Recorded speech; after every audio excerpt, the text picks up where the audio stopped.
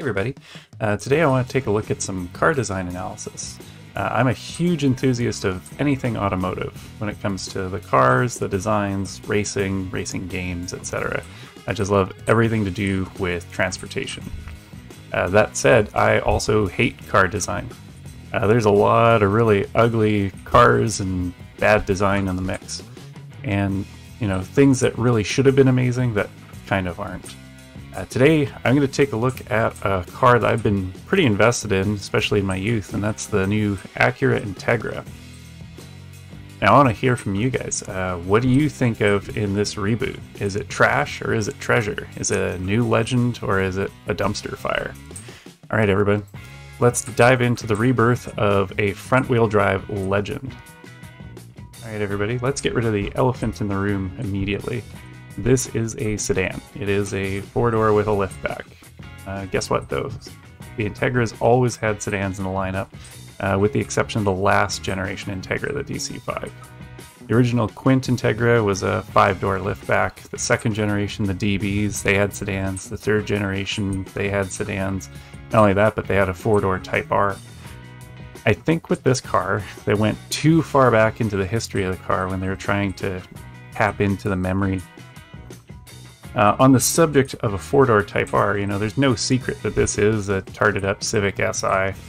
The Civic and Integra have always shared a lot of their platforms over the years. The Integra could swap most aftermarket parts with the Civic and vice versa. Engine swaps, suspension, whatever. They were just bolt-in parts for the most part. There has always been this great synergy between, the Integra and the Civic. But you look at things like the EG SIR Civic or the EK Type R, the EK9, they were seen as the hot hatches, and then you had your Integra, whether it was the GSR or the Type R, that were filling out that sort of sport coupe or sedan part of the segment.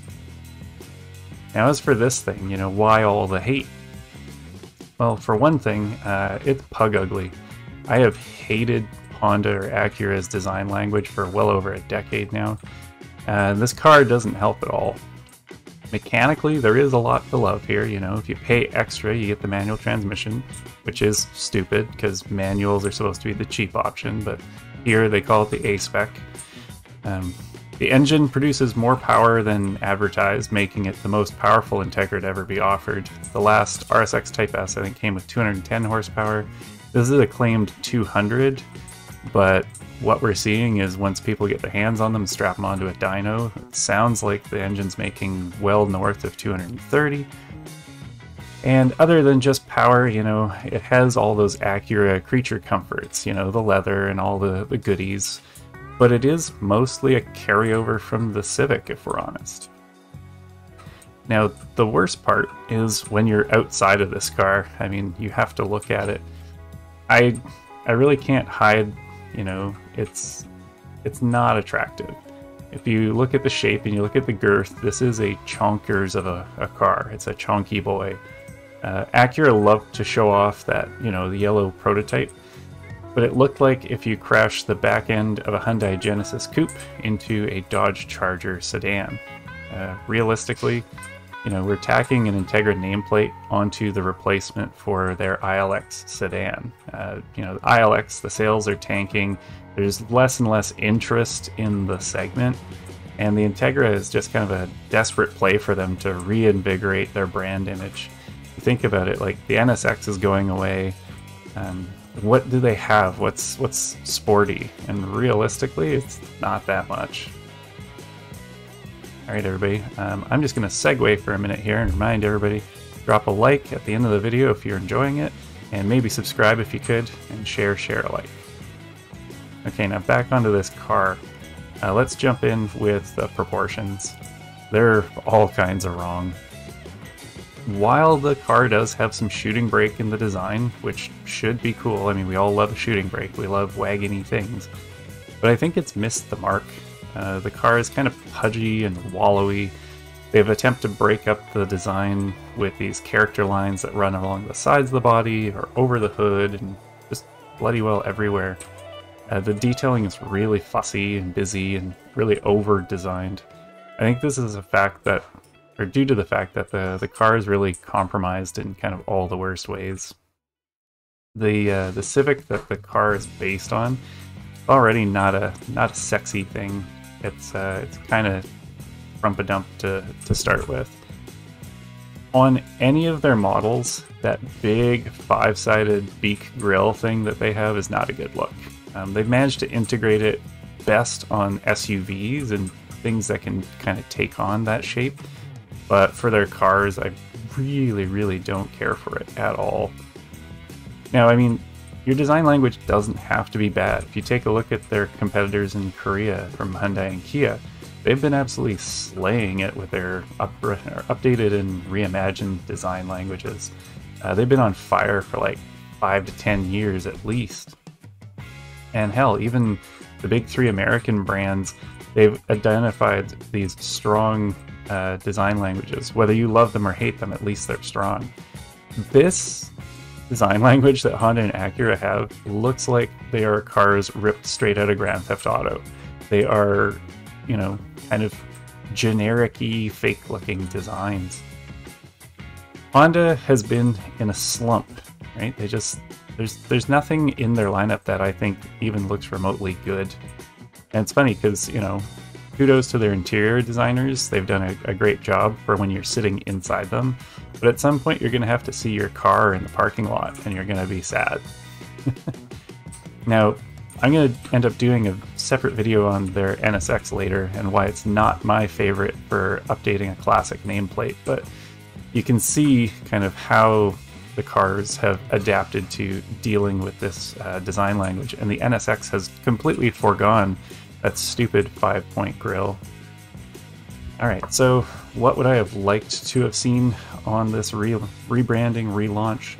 Well, if you're trying to launch a car, or even harder, a heritage relaunch, you need to really put your best foot forward and get buy-in from old fans, and then have that ability to attract new blood with your design. Here it feels like Acura is really just adding yet another sedan to their lineup of, you know, mediocre looking sedans. Really disappointed here. I really wanted Honda to get back to the company where the engineers were just let off the chain, and, you know, they got to really put their racing legacy to good use. The Integra has always evolved to become the embodiment of a baby NSX for the masses, right? When they launched, you know, the GSR with the VTEC, and it's got that scream, so it evokes the feeling and the sensation of having a really fun car under your foot.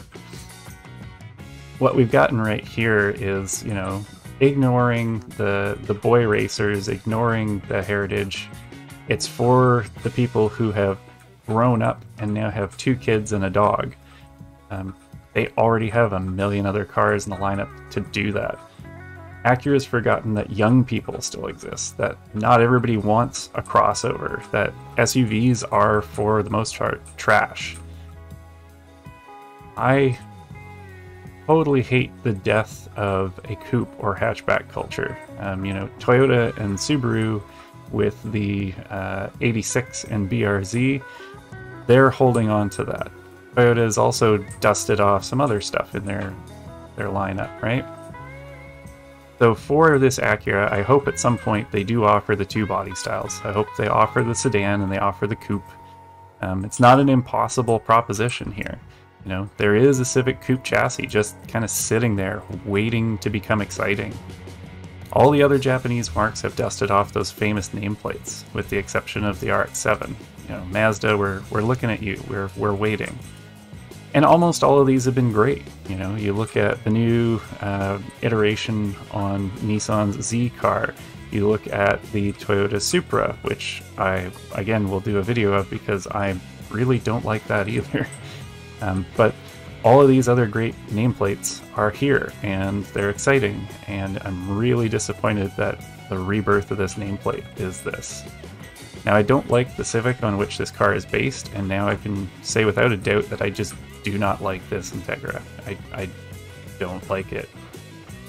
Aftermarket companies are going to have to come out of the woodwork and save this atrocity from itself. You know, put some nice wheels on it, lower it, get a body kit on that thing as soon as possible, replace those bumpers. You can't get around, you know, the Hyundai Genesis taillights. They're part of the car. That's the shape that they are. The integration of the headlights, I really don't care for those either. So, you know, with that, everybody, I'm going to wrap this up before we ramble on any longer. This is the first episode of our car analysis, but it's definitely not the last. And have an awesome day, everybody.